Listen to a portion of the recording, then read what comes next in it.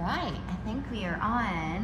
Ready? Yeah. Woo! Okay, so welcome to Of Head and Heart, where we be sipping and spilling some tea, all Cheers. about the embodiment. Yeah.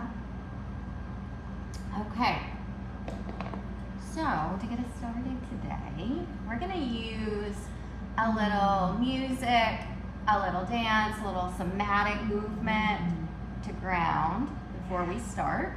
One of our favorite things that we do together and with students, and it feels really good to celebrate a little Friday moment. I agree.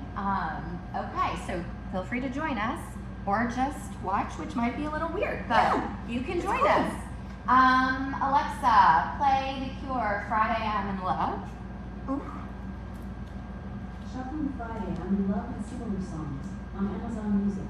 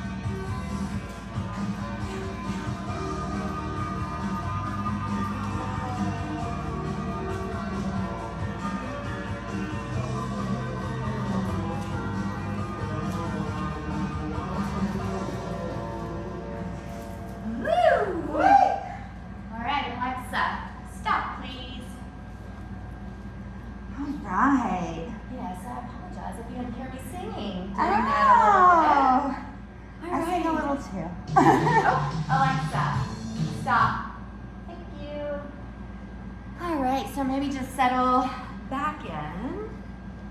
Just kind of notice if you joined us in movement. Whew, notice the quality of your breath now. Notice any sensation moving through your body.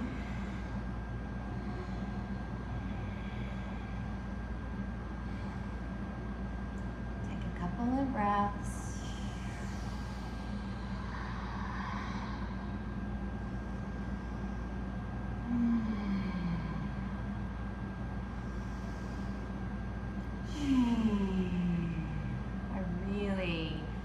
Love that practice for so many reasons. But I often will offer it up, like she said, we do it in training, but also often in one-on-ones to start, because there's just sometimes some nervous energy when you come in. Also, just kind of tension from the day. Yes. Right? Even we may not even be aware, but we're just kind of guarded from whatever's been happening, and it's just such a beautiful way to just kind of release, even if you're just barely nodding or just swaying, right? It's such a really beautiful way to just kind of come back into your body, to ground. And we see it in animals, right? All the shaking out. That's what I was thinking too, Okay, Julie. yeah. So when an animal is attacked or under threat, if they survive and they're successful, they shake it out after, right? And so that somatic practice for us is very similar. It completes the stress cycle. And so just a little bit of movement. It doesn't have to be as dynamic as what Julie and I were rocking out to today. But just a little movement can be so healing. And music is a great resource as well, right? It allows us to feel different things. I kind of loved that we landed on Friday, I'm in love. I was just thinking that too. It's like we don't usually, it's a different energy today because we don't usually record on a Friday. Yeah. So that in of itself is kind of bringing its own little vibe. But the energy or the music and the dancing is also this reminder to our bodies that we're okay. Yes. Right? Like, so that shaking off is a little bit of a, just like with the animal body, right? Like it's shaking off. It's like, okay, I'm good. Let's move on. Yeah. And I also like, that it's just that heart energy. I'm in love, right? And for us, that's really where we've started in this journey of head and heart. And so it's nice to have a nice little reminder of why we're here and why we're doing what we do. Yeah, it was fun. So thank you for joining us in that, if you did. All right. So welcome back. Yeah. So last time we talked a little bit about, lots of things, but justice and unjustness. Yeah. And one of our sweet viewers or listeners requested that we dive in a little bit more to spiritual bypassing and talk about what that looks like. Time out. OT. We didn't we do our pleasure and peeve. We're going back. Okay. Just joking. And so I love that. What's your pleasure and peeve, Julie? Okay.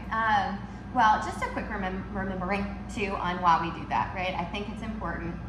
We hold a little space. It's just like this throat chakra energy of like if we're holding on to something that kind of sticks in our craw a little bit, if we just hang on to it and never like share it with somebody, right? Like then it kind of stays there. This just gives us an opportunity. But what we are all about is the and both. It's like, okay, this is true, and what is also true is this joy. Okay, so do you want to go or do you want me to? Yeah, you can go first. It's cool. Okay. Oh gosh. Okay, my peeve is a peeve. Really, it's my own peeve, like with my own self. That is often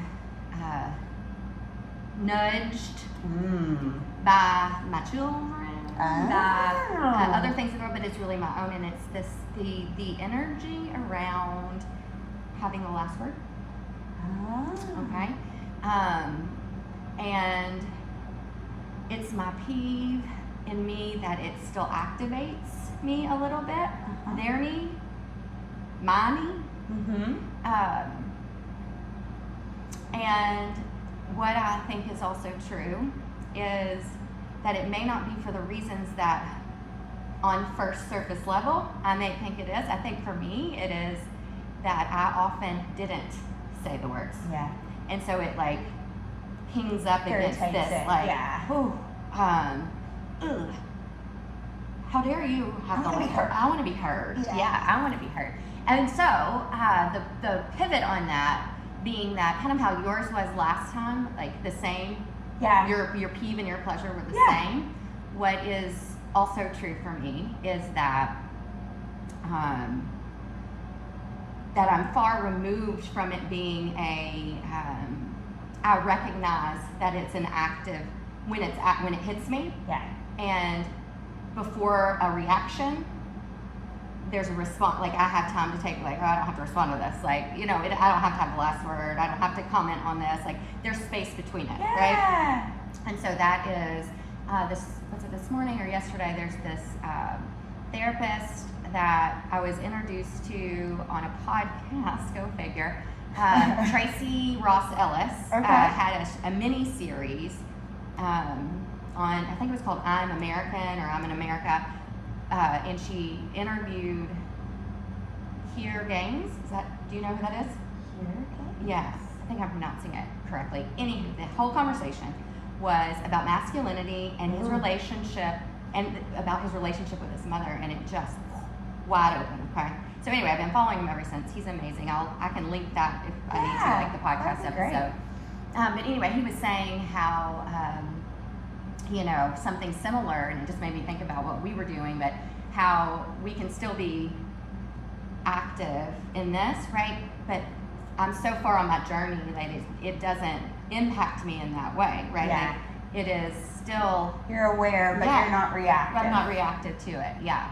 So anyway. That is, I think, my peeve and pleasure. Okay, yeah. Nice. So my peeve today, I think, would be maybe judgment without openness to understanding, right? And so, I think as a therapist and also just a human who's into justice, right? That jumps up my curl, right? I can probably to a fault see most people's story and what makes them who they are and find compassion in that. But I also find it very heartbreaking to live in a world where that's not so true. That compassion isn't extended from everyone.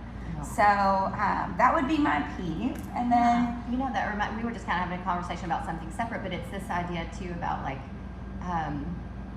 not like responding without listening, right? Or what is that when you're trying to be a good listener? Yeah, like active listening versus like just listening to respond. Yes. I also have a pet peeve about that. Yeah. So that would be my peeve. And then my pleasure today, as we head towards September, my pleasure is, both celebrating, the annual Suicide Awareness Walk that we have here in Owensboro, and also Recovery Month for those people who are in drug and alcohol addiction. Right, we celebrate Recovery Month as well in September. So I'm wearing a special hat today for a special family in the community, and I just my pleasure is serving this community. That's what my pleasure is serving this community and being in a position to show up and use my voice for other people who maybe aren't able to. So that's my pleasure today. That's beautiful. It's a good pleasure. Really good. And I'm grateful that you are here and an advocate and can serve wholeheartedly in that way. Thanks, Juju. I feel the same about you. Thank you. Okay, now we'll pivot back to spiritual bypassing. Yeah, the bypassing. So that was one of the things that we kind of touched on in our last episode, and we did get some feedback on it. Like just wanting to kind of dive a little bit deeper into what that means, maybe, or what that means to us. I guess. Absolutely. Right? Okay. Do you want to share? Yeah. So the thing that comes up for me, just as we're tossing it around without looking at my notes, is like, to me, spiritual bypassing is about the lack of integration, right? The lack of processing and integrating, right? In my own experience, right, the times when I'm guilty of this is like when I want to learn all the information. Give me all the information. Let me just chew it up and get it all.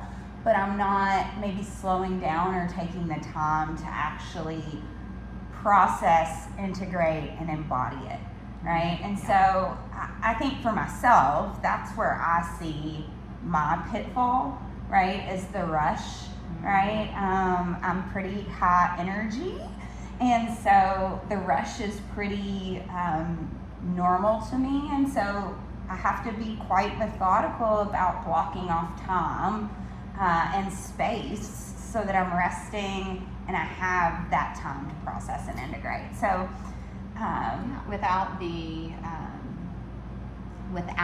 the spaciousness or the slowing down, like I don't know that it's possible. It's really possible. I mean, I guess it could be, but because we are meant to like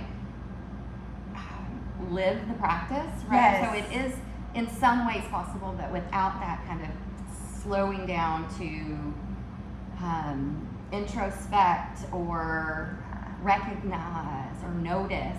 Yeah, within ourselves. And I think that kind of goes back, like even if we look at the name of our podcast, right? It's of head and heart, right? And so for me, it's like getting stuck in the head. Mm-hmm. I know that the place I need to go is the heart or the body, right? And so that's, I guess, my personal pitfall when it comes to spiritual bypassing is like getting stuck up in my head. And at the same time, there are so many ways that I can get out of my head and get into my body now that I know different, right? So even the practice we started with, right? Great one to get out of your head and into your body. Right. I would say, I agree with that. And I would say what I feel like I notice in the space is much to what you're saying. We get stuck in the seeking phase. Yeah. And it happens a lot in yoga, and certainly in the beginning when it all feels so like just fiery and enlightening, and what I think is the what might be missing. I don't know for sure. This is just we're exploring, right? And this is that while we all seek resources, right? Like it's important that we seek resources. Absolutely. It's important that we notice our own resources. What do we have? What do I have at my disposal here within my own body, my own area? If I'm needing something a little bit more, then we reach out to our trusted resources. What sometimes happens is that we get stuck in this pulling and seeking for resources, and we're missing the opportunity. We kind of cut ourselves off. And we're not trusting ourselves anymore. We're just in the seeking phase, right? And it's not on purpose. It's because it's exciting. I don't think it's intentional. And we're missing the digestion. And so if we're always seeking, right, we're not digesting the information that's been given. We're not trusting ourselves to hold that information and let it move through us. Agreed. And so that to me is where I see often a pivot or a bypass. And I think again, I'll kind of reiterate what you said. I think it's very common when we first get into yoga and like we're lit up by it, right? We see the benefits and we're suddenly all in, right? And so it's not a bad thing, and right, it's like I'm going to go back to what I learned in the rehabs I worked in when I was young. It's like trust the process, don't rush it, right? Like progress, not perfection. It's the slow roll is so much more, has so much more opportunity or spaciousness than us just rushing through. Right? I agree. And, from my own experience, because I feel like that's important, like how we should, it's not just I live this practice too, and like hindsight of course is 20/20, right? Yeah. But I had a pretty traumatic experience in college, and I spent 20 years running from that, right? And so I can recognize now, right? But 20 years, everything, every decision, every conversation, whether I knew it or not, was connected to Back to that. to me being as far away from that thing, right? So that anything that everything that I did, overproving myself or working hard or whatever, moving, literally leaving school and moving away, like was in an effort to create distance from it. And then I found yoga years and years later, okay? It wasn't because of that I found yoga. Like I found yoga, but what I found was a way to find my body again, right? And so for 10 years, I was learning my body. I was learning spiritual practice. I was learning movement and breath and returning. And part of that included therapy, right? But what I noticed is, what I'm getting to about this bypassing, right, is that for all of that time, I was bypassing instead of filtering through. Yes, right? absolutely. And so the filtering through was not easy, right? Like there was like, I leaned on my resources, but it's, now it is like, well, that was every decision, everything I was making was connected to it. Now everything is filtered through it, and it's why I am in the way that I show up, right? And so to me, that's an example in my own life of where it was like disconnected, right? It was I was bypassing this one issue that and then instead of just and all things in their time, right? All things in their time. So the quote it makes me think of when you told that story is when I worked in the Henderson County Detention Center, one of the COs there, who was also in recovery and just the most lovely woman, she would use the saying, everything you want is on the other side of fear. And it's like, that's so true, right? If we can just face the things that we avoid, the possibility, everything we want is on the other side.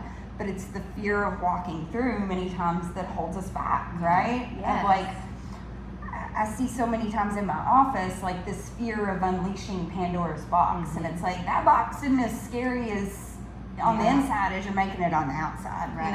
And, and in that time period, I wasn't aware that that's what I was doing. Yeah. Right? Like, and to like wrap up and both, it's like, it also served me. Like there were things from those 20 years that served me very well. The work that I put in, like there were things that served me, and I can recognize in hindsight, right? Once you know better, you do better, whatever, and you use your resources, right? Yeah. But it was this coming back into my body that really showed me that I was holding tightly to something versus softening into sitting with and letting it teach me something, right? Versus running from it.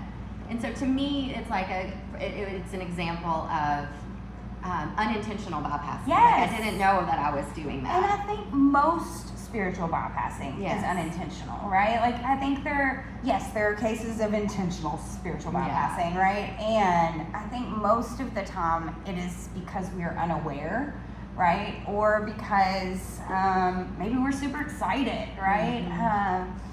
So I don't know. And I think maybe like in the and we may have touched on this, so forgive me if it's a repetition from last time, but sometimes in the yoga space too, where I see that is the bypassing can happen in the love and light field, where it's like, and maybe not just in yoga, sorry, but it's like happiness and joy, or happiness and perkiness, or whatever is the desired thing. And so I'm going to just say that I'm this versus the darkness with the light, like light, I say love and light because that's what we say in yoga, but it's like, so that we're saying that, but what is true is that we're feeling dark and heavy. And it can, and both, right? Right. I think that's a great point.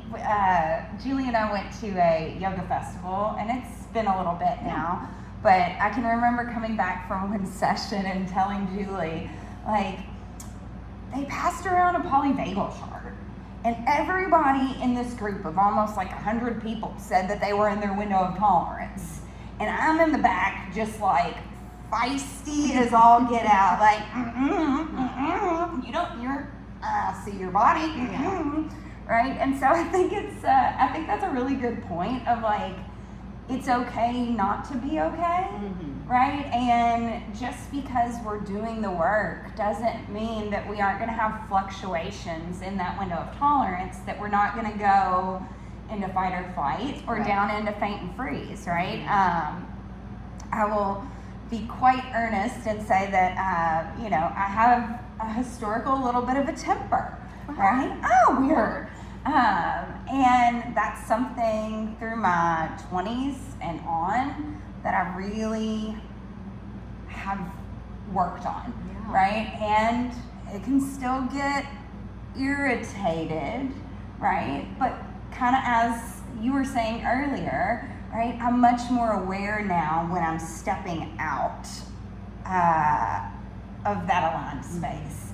And I'm much more able to bring myself back in, and also to hold myself accountable when I don't necessarily love my behavior, right? And I think that is also a piece of the pudding, right? Is that like we take the responsibility or the accountability for the things that we misstep on, right? Because that's a bypass to me, right? Like if I can't, I don't know, take accountability in any type of relationship, right? That is definitely going to impact me internally and my spiritual system, but it's also going to impact the other person and their system.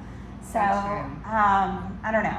Yes, I totally agree. And the accountability, so two things came up for me when you were saying that. And one is that I too, I have a spicy side that I didn't always let come out. So I stifled it a lot, right? I stifled it. And this again kind of goes back to what I was saying about the pet peeve of having the last word. Maybe I didn't feel like I got the last word, or I didn't have the right word to give the word. Oh man. Ooh. And so, my mom tells a story about me slamming a door, slamming a door. I was going to get it out one way or the other.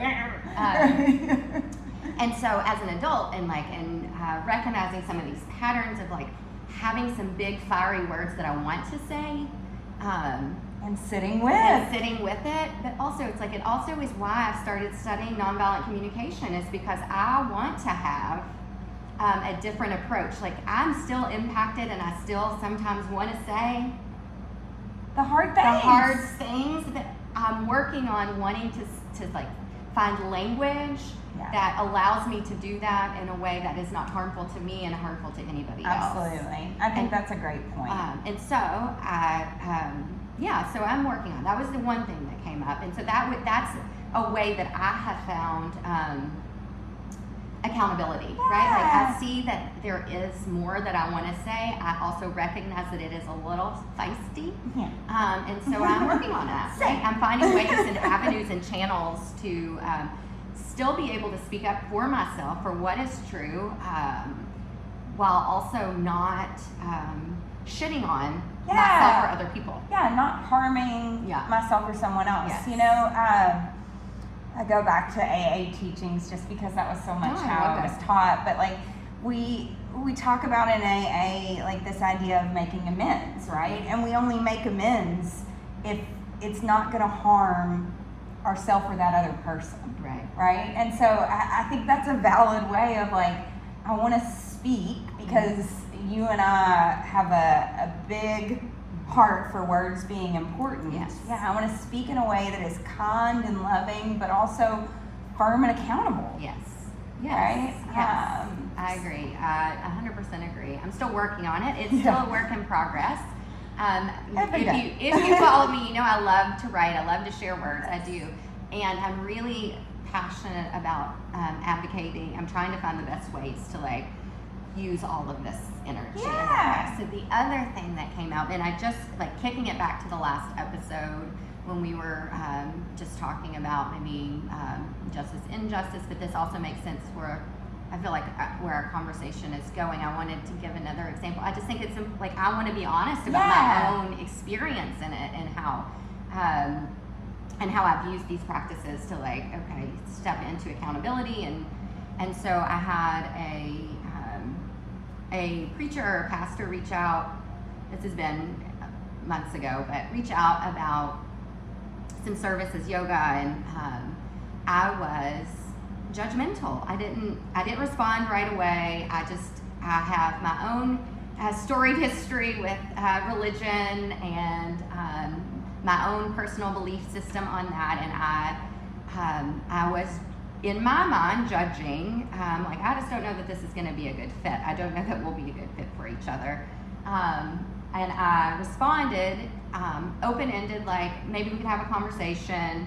I'm pretty busy, but I'll check my schedule. And in the meantime, so what I did was I followed this person and I started listening to what he was sharing or watching what he was sharing, and I realized very quickly that I had very much been in judgment. And we had our vision for the world was very similar. The way that he was showing up in the world would match the energy and the way in which I would like to show up for people and hold space for people. It matched what I'm doing in this space, you know, just his venue is different, right? Yeah. And so it didn't feel enough to recognize that in my own body. So I reached out to him and I was honest with him and told him that I had reserved this judgment and that I wanted to apologize, even though I didn't exert it on him, right? Like I was like, I just want you to know that I find what you're sharing, what you're saying to be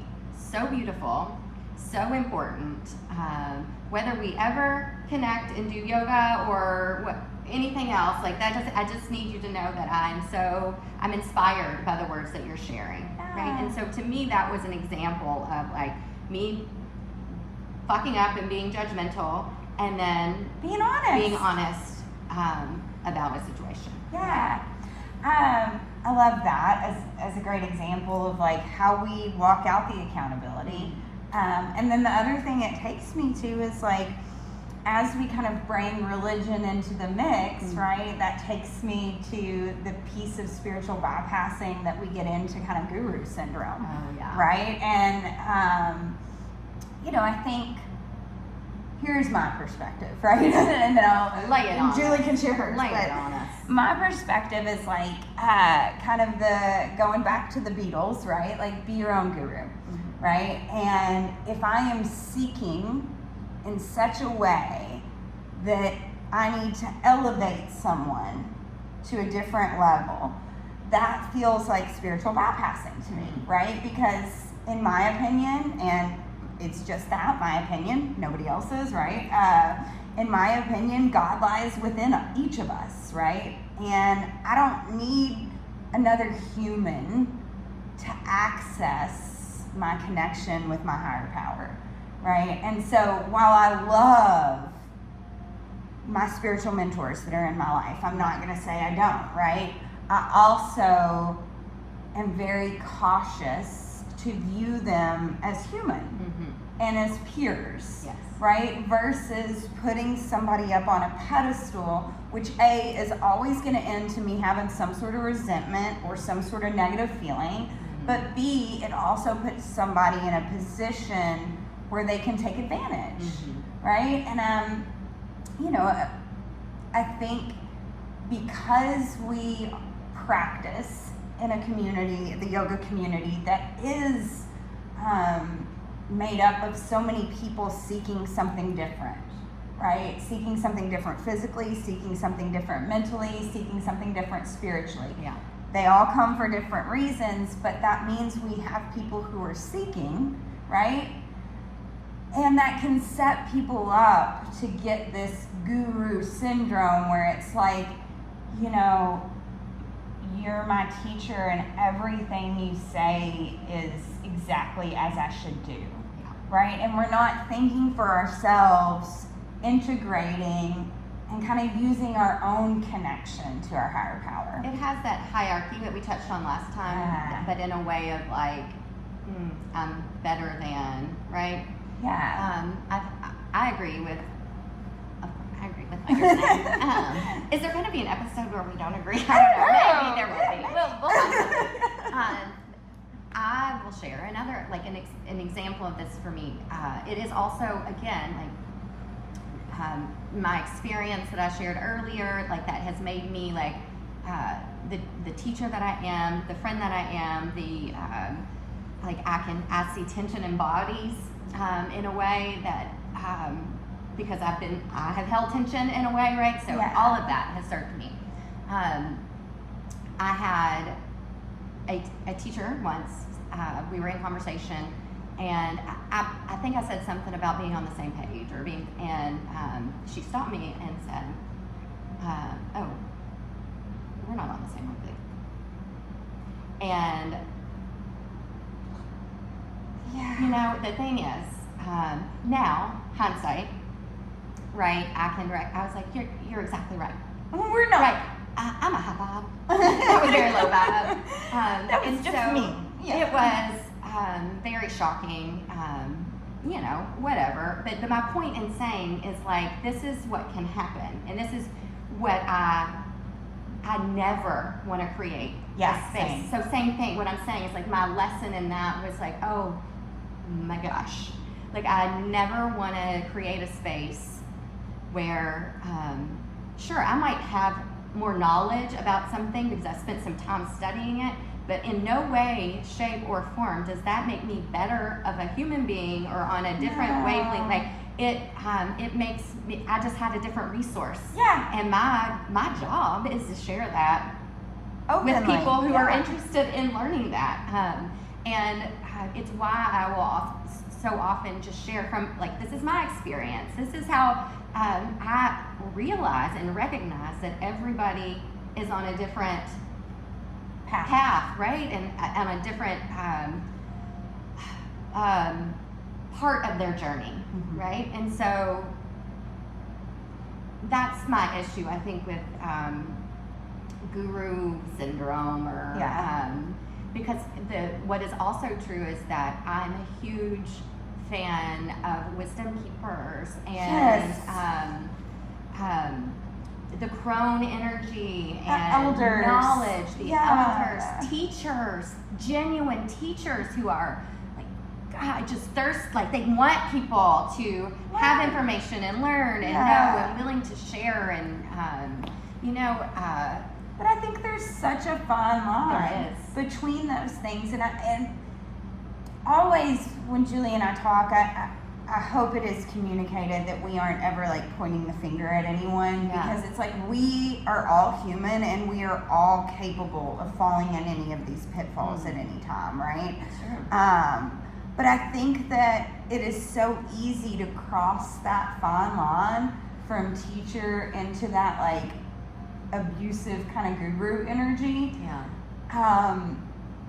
Because of lack of embodiment, right? Like because of some spiritual bypassing, but also because of like the ego fronting versus the embodiment fronting, right? And it's like when I hear my ego chattering in my head, again, the answer is I go back to the body, right? I typically go sit and meditate when my head is chattery like that. And it's like, well, that allows me to drop the ego, to sit in the body in a way that is a little bit different.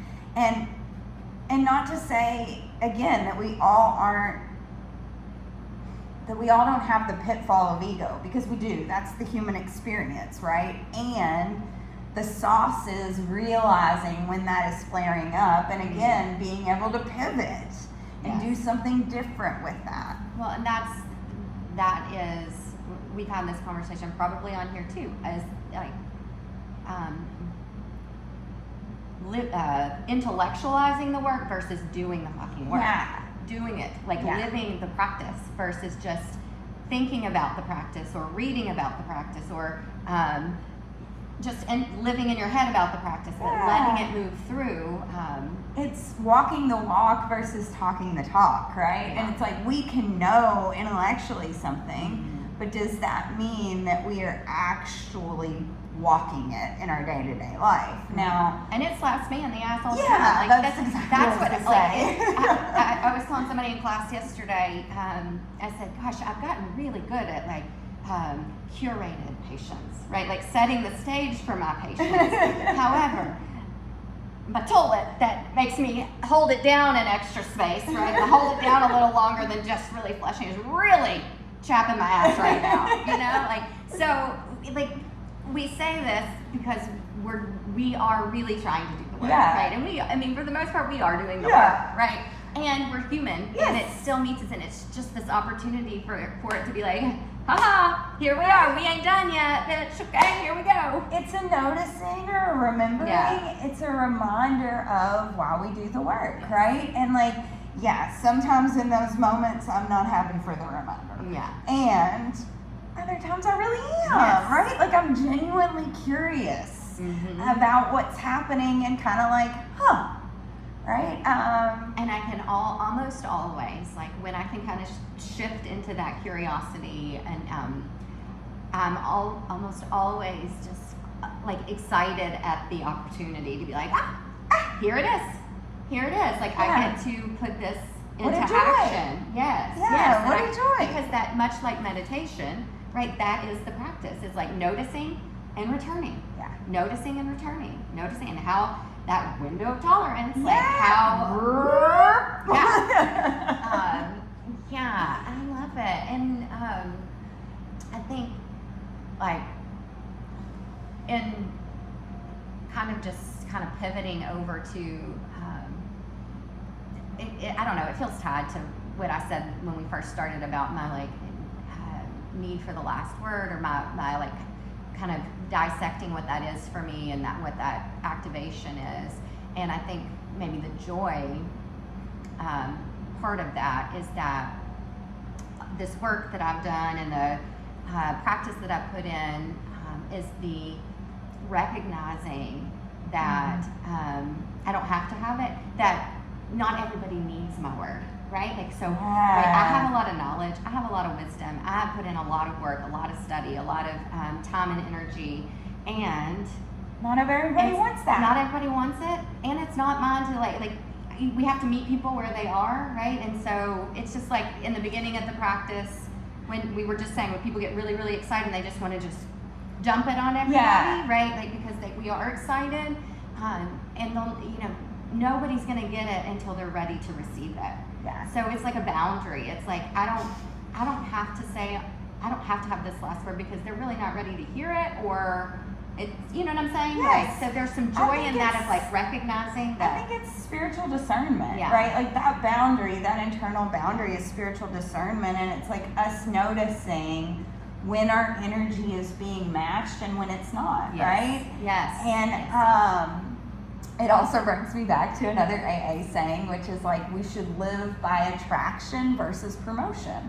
And it's like we attract people to our way of life just by doing what we do, by living in an embodied way. Yes.